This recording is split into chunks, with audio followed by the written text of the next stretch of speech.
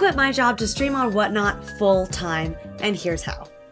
This video is for anyone who is looking to flip something, sell something, and do it live on stream while making money. Maybe you want to strengthen the streams that you're already doing, but you're not sure where to invest, where to put that money. I live sell on Whatnot, so most of these points will be about Whatnot, but if you live sell on TikTok, eBay, or any of those other platforms, there's a lot of helpful information in here that will strengthen your streams. Okay, there are really three major routes to be successful in live selling, and the first one is that you have the best deal on something. Liquidations, storage units, things that you're just dollar starting and you are doing at a extreme discount.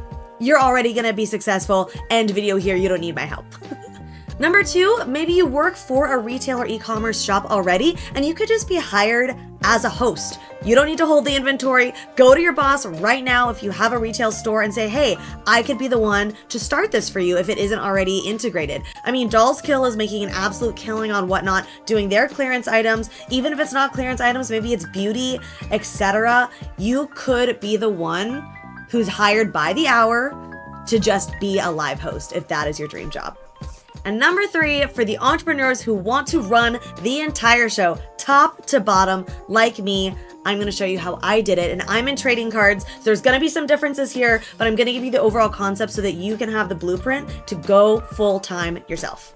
So I did actually start as a hired gun. I did just hourly charge for the streams. I had a rate for the preparation and a rate for the shipping and did that for a little while by myself just to try it out, just to get the live hosting down and to understand really what it took and how much time it was taking from my life. So that I did for a few months before I decided to start doing my own products. I was doing VHS tapes when I started and I had friends collections and really not a larger plan right at the beginning. Then I saw, Damien talking about Whatnot on Shark Tank. I saw it growing in popularity and I thought, ooh, there could be a whole job here. So I actually went down to part-time when I had about 10,000 followers. And I was streaming, 1 to 2 days a week, but consistently on the same day every week before that point to get to 10,000 followers. And I went to part-time, which was for me about 20 hours. And that covered all of my expenses and me being really frugal in life. So you're gonna have to calculate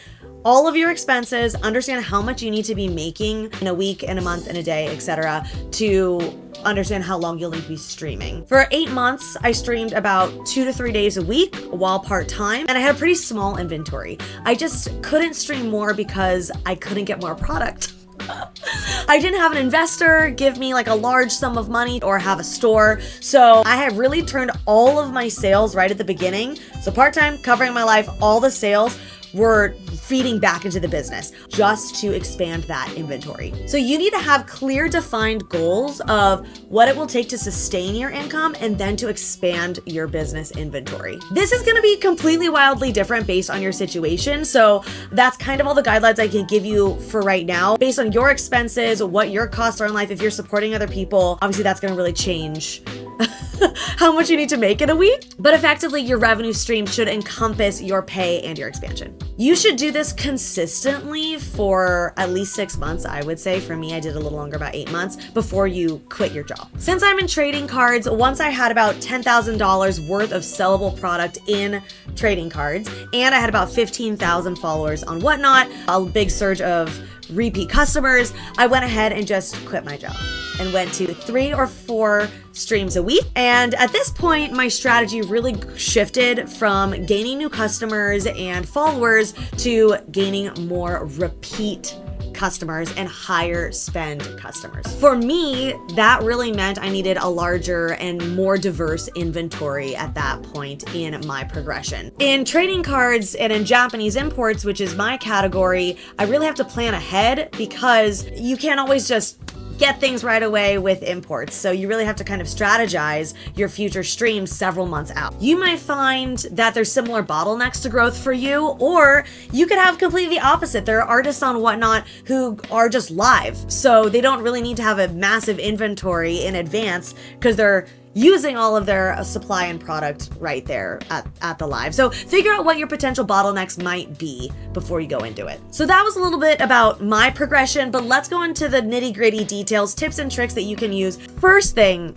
please get some basic gear to level up the user experience. I cannot tell you how important it is to have the production level to a higher tier. You will automatically be better than everyone who's just flipped on the app on their phone. This gave me a huge advantage right at the beginning because the minute the first customer stepped onto my stream, it already looked professional. I sell trading cards, which are small and highly detailed. So for me, having a camera or a high quality iPhone that captured all of those details could truly make or break the sale. So if you have something similar like jewelry or coins, you definitely want to have a camera that is going to showcase those products. Also, lighting is so incredibly important. Right now on me, I have a main light, a fill light, I have a small softbox light in front of me just to light me. Then there's the lights in the room itself, and then when I have products in front of me, I'm lighting those products in addition.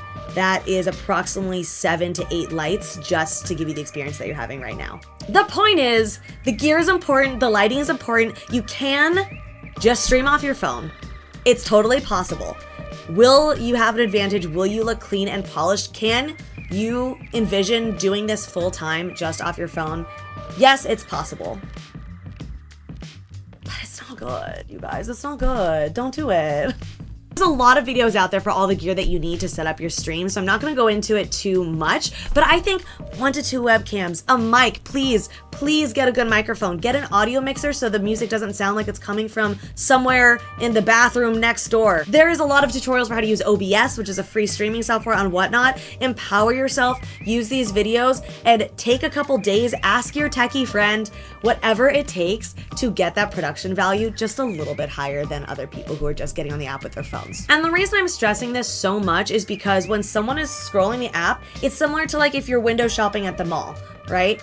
If a store has shipping materials all over the ground and a person who hasn't, washed their hands, like, buy my stuff, you're not gonna walk in that store. It's not an inviting space. So if your stream is in fact your storefront, does it look nice? Would you enter it? Would you buy from there?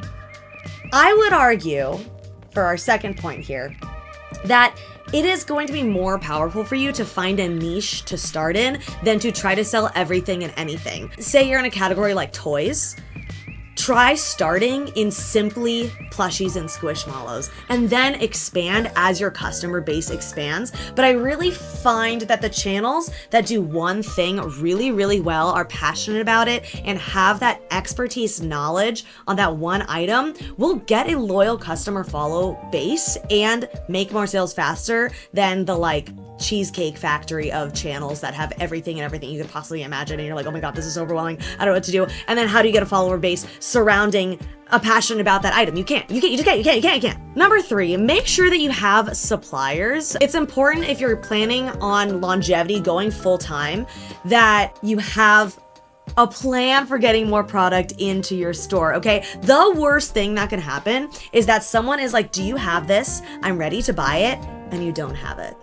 Boom, sale lost, done, okay? So think about that inventory turnover. Think about that on a near daily basis, because you want your supply and your restock cycle to be like a well-oiled machine. You want to get that timeline down. I also want to make a note here, because this was an issue for me, is think about where you're keeping that supply. Where is your inventory living? Is it in your house? Are you in an apartment in New York? Oh my gosh, you just ordered 700 handbags to your home?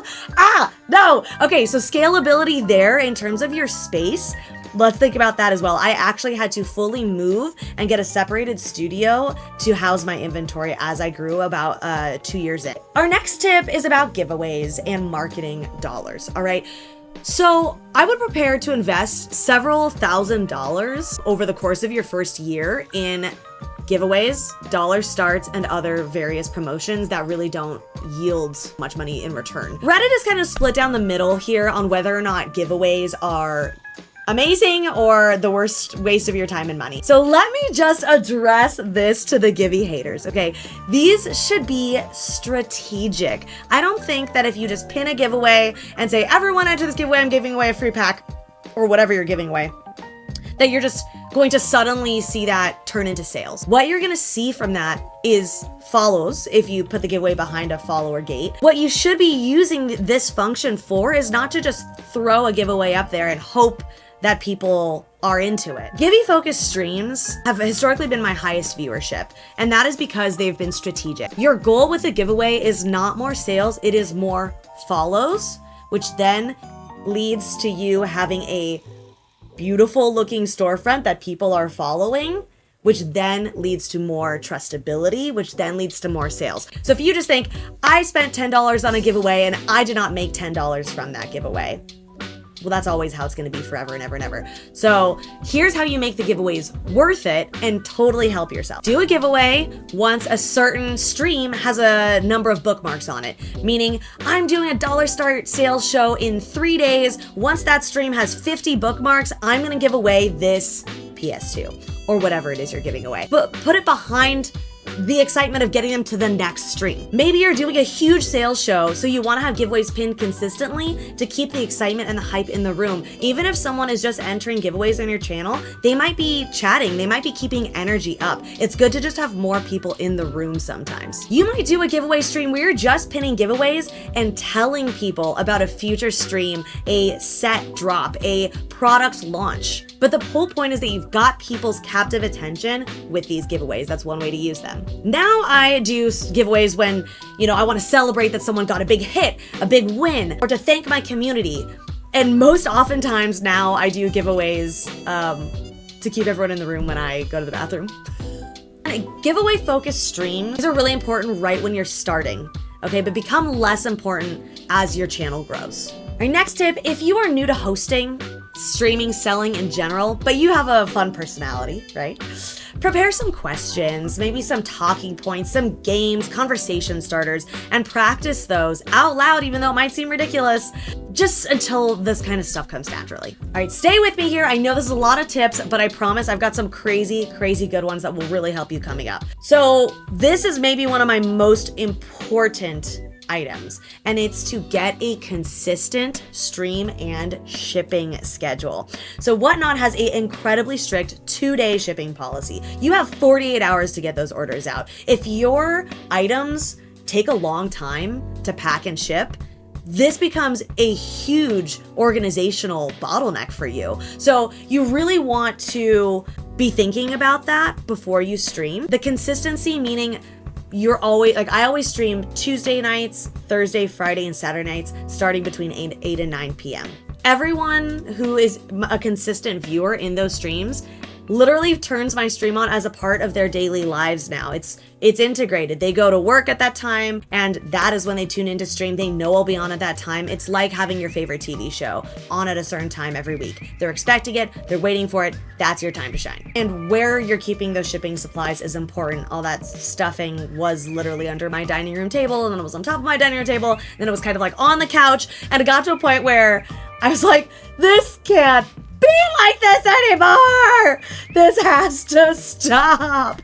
Here's another basic tip that sounds easy, but it requires practice, and that is to continue to practice your hosting skills. Watch your videos back. Are you monotone? Are you maybe having some sort of tick that you do? You're like flipping your hair out of your face every 2 seconds. Maybe you're saying the same word over and over again. And these kinds of things can be annoying for a viewer, but you might not even realize you're doing it. So make sure you watch those videos back, constantly keep improving, look in the mirror, take some acting classes, maybe some improv classes, just let loose, keep practicing. And the reason I say this is because if you do not have the best deals known to man, why should someone buy this from you instead of somewhere else? And the reason is because it's from you. They like you, they like your vibe, they like what you bring to the table. So develop that, hone that. My next tip is to get a trusted teammate when that time is right. I started solo, and then I had a co-host, and now I have an assistant. You can just slam so much more product if someone is helping you on the administrative side, and you can focus on being an engaging host. A co-host can allow conversation outside of the chat, which is really nice, and I highly recommend that as well. So if you have a friend, a wife, a kid, anyone who can help you do this, be live with you, that can also take some of the stress off of you or the pressure to just be entertaining the entire time. My assist now pulls product for me. They make custom items in the buy it now. They sleeve the trading cards as needed, and they help me ship. So it is an absolute massive difference to my ability to sell at the volume that I do now. I would not be able to do it without a second person. And there's a lot of streamers out there who are operating solo, and I commend you. I commend you for doing it, and I see your hustle, boo-boo. This next tip theoretically should go without saying, but here we are, I'm gonna say it anyway. Engage in your chat frequently. Don't ignore them because they like you, they wanna know you. So say hello to them as they enter, ask them questions about their day, their journey with this product, is it their first time? I will say, for the streamers out there, especially my female streamers who might be concerned about this, set your rules and standards and control the vibe of your room. If you have someone coming in who's trying to disrupt, be disrespectful, I think, personal opinion here, it is better to acknowledge that's against the rules of your channel and you're going to ban them for that reason. I think it's important to make this really clear and to set your standard. I have an adult channel, so I have leniency for more things, but there's certain phrases, words, things that people will come in and say that you can just acknowledge it and ban them. Don't let someone make a riot in your chat without you acknowledging it. It is like the elephant in the room, and it is so cringe when I've gone into channels and seen someone be disrespectful and the streamer is not acknowledging it and shutting it down. So control the vibe. This next point is one of the harder ones to develop for people, and I understand why. I'm gonna ask that you define your unique brand. What makes you you? And this is, it feels like speed dating when I'm talking about this right now. Why does one Labubu channel have 4 viewers and the other one has 400? It's honestly not as hard as you think. Is it a sexy, hot host with big cleavage? No! It's a specific vibe. Okay, it is a mood, it is an energy, it is a feel when you walk into the stream. And you know, this is why I say that your lighting and your camera is so important, is because that's all part of the vibe. The music is part of the vibe. So say, I mean, this is honestly kind of marketing 101, but for some reason, people don't think that these kind of marketing tips and tricks apply to an individual live seller, but they absolutely do, possibly even more so. You could be, a channel name is Harry Bald Guy, okay? And you play yacht rock and you tell dad jokes while selling trucker hats. It's so specific. It's so simple to make that vibe happen. You have your display of your hats, you have a certain kind of music, you have a certain kinds of outfits that you wear. So another example, maybe the channel is called something like Neon Raver, all right? And you have, you know, neon lights, EDM music, a goth girl hosting. The point is that when someone enters the channel, not only should they have an indicator of what you're selling, but also what you're like immediately, first glance. All right, so think about that when you're getting dressed. Think about this clear experience that you're providing to your customers, that if someone asked, hey, what's it like to watch one of your streams? You could have a very clear answer for them. Which really brings me to my next point, and that's to show up ready. Yes, gentlemen, I'm talking about you as well. Maybe you're only showing your hands on screen. You're like Vanna White or one of those K-pop water bottle models. But the point is, don't be wasted. Don't be drunk. Don't bring your bad day, your attitude into this stream. I think that you should look clean. You should look ready to work. If I saw you behind the counter at a store, would I want to buy from you? One thing I think about a lot is a customer's experience from the minute they walk into my stream until that journey when they receive their item from me. Okay, I want that experience to be amazing. So when you're thinking about that entire journey, at what point could you have made it a better experience for them? The benefit of live shopping is that it feels like you're shopping with a friend. You know, the people that I buy from, I feel like they're a homie. They get me, you know? And the experience from beginning, from when I enter that chat and they say hello, they ask me, you know, how things are going, to the purchasing experience, they've been knowledgeable, they've answered my questions clearly, till the very end when I receive my package safely and with no issues. So just think about that customer experience, and is there any point that's causing friction? Is there any point where you maybe could have been a little nicer to that new customer or could have given a little more information? All right, I might get some pushback on this one, but I personally feel you should vary your show styles, okay? Fast auctions, surprise sets, trivia, box battles. Do not do the same show every single day, okay? I think that people should wonder what's gonna happen next. What do you have up your sleeve? If you do the same show every day, that can be consistent and people know what to expect, which there's something to be said about that. But there's no reason for them to buy out of this show today versus that show tomorrow. There's no surprise in store. So I'll just buy it tomorrow, buy my next paycheck, and now you've lost them. Varying in show styles as well. You should have some shows that are built for high spenders and shows that are built for low spenders. You know, you want them all to come in, because low spenders can turn into high spenders, and high spenders sometimes spend all their money and they want a low-end show.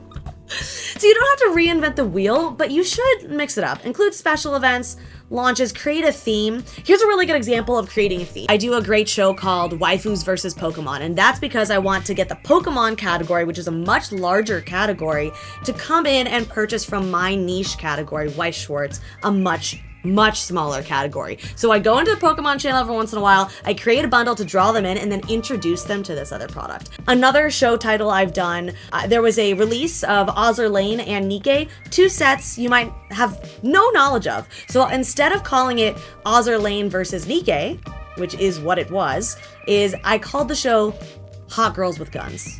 Whether or not you like that show title is irrelevant. The point is, you understand what it's gonna be, and it's alluring, and it's universal. Everyone likes hot girls with guns. I can't think of a single person who doesn't. My next tip on Whatnot is to join the greater community of what you sell. Honestly, this is probably true for TikTok as well, but rate other sellers, support them verbally. If you're hanging out in the channel, you're offering expertise, you're clearly into this stuff, people will recognize you, you'll make friends, and they'll wanna support you. They'll start recommending you to other people as well. I've had so many word of mouth recommendations from other people and sellers alike, just from hanging out and being chill. This is a huge point for me, and I think is something that I've been told separates me from a lot of other sellers in the trading card categories all across Whatnot. Do not assume that everyone has the expertise that you have. Don't assume that your customers know everything that you do.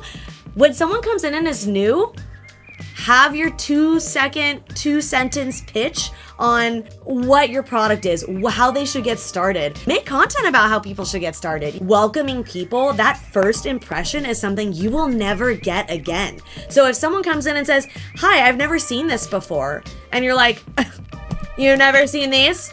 Well, you're obviously an idiot, so bye." Nobody wants that. That's not gonna encourage the longevity, the full-time position, those repeat customers that you want. So education is gonna be a huge part of this job. On the reverse side of that, don't gaslight people.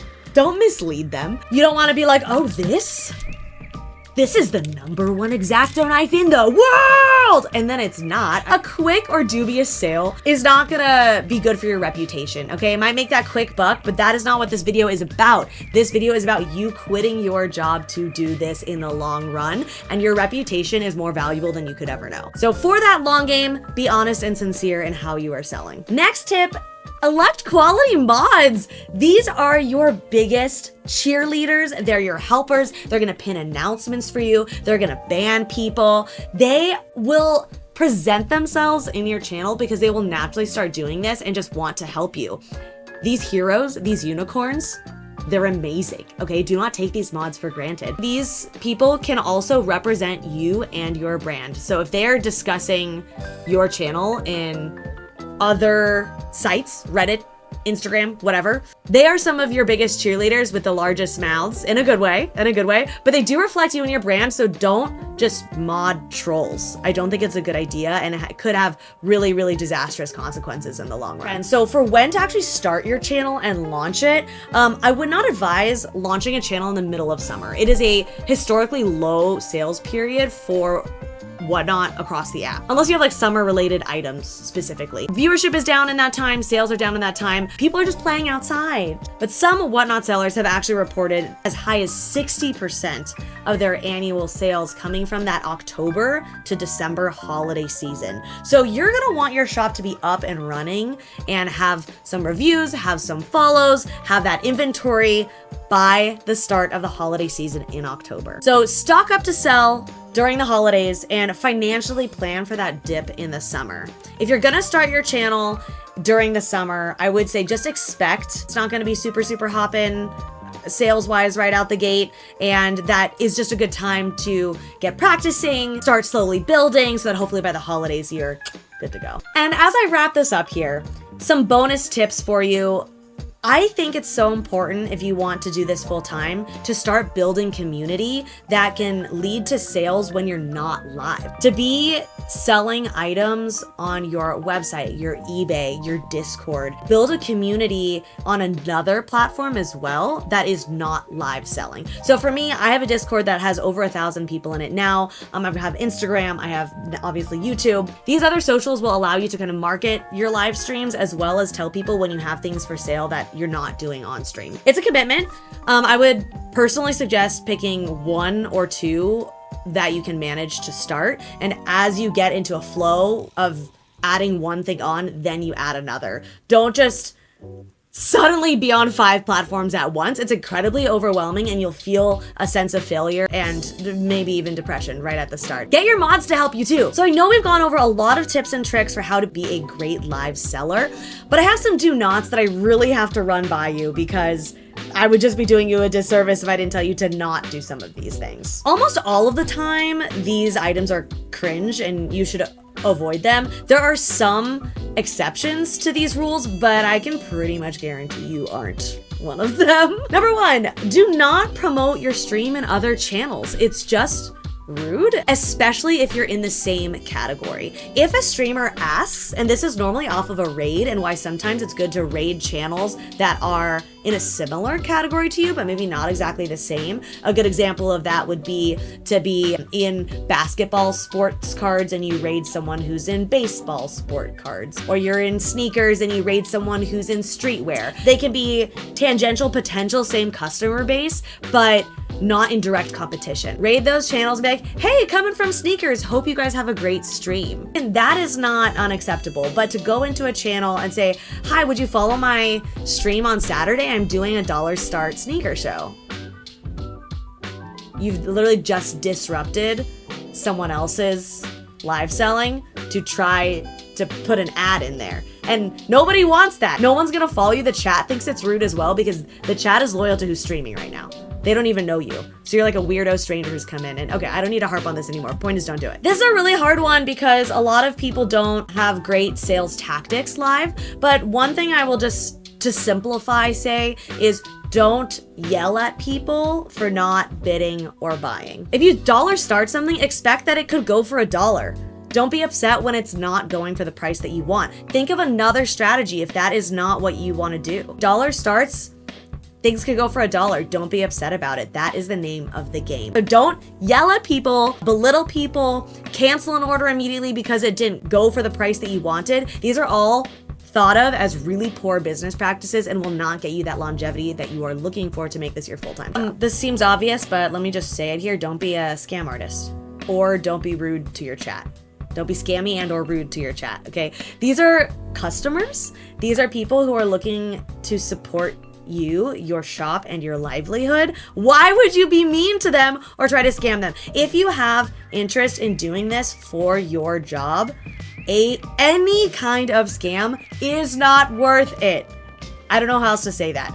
It is not worth it. Your reputation, not only for the app, but in the industry in general, trying to sell anything again is priceless. Do not ruin that with a scam or being a Last one, as a do not for right now, is don't ban people for asking questions. What are you hiding, bro? If someone's asked you why your price is what it is, well, maybe you should explain why your price is what it is. Or if someone is asking for information about something and you shut them down and say, get out of here, and ban them, that's a really good reason for someone to flame you online. And there goes your reputation again.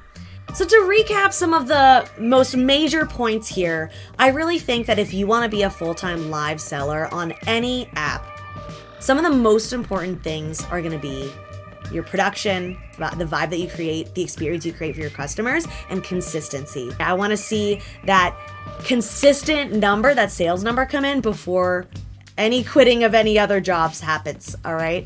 And know that there's fluctuations in the seasons. There is ups and downs in retail in general. You want to be sure that you're good at handling your money so that you don't end up in a slump, because live selling as a host on your own you're an entrepreneur, you're doing it yourself. So you have to be able to manage your time, your energy, and your money. Something that I hear from streamers a lot, why they stopped streaming, why they stopped being full-time, is because they got burnt out from it. So you want to find that after a stream, you feel invigorated by it. Like, oh my gosh, that was so fun and exciting. And if it doesn't feel that way to you after a stream, I don't think that it's probably for you.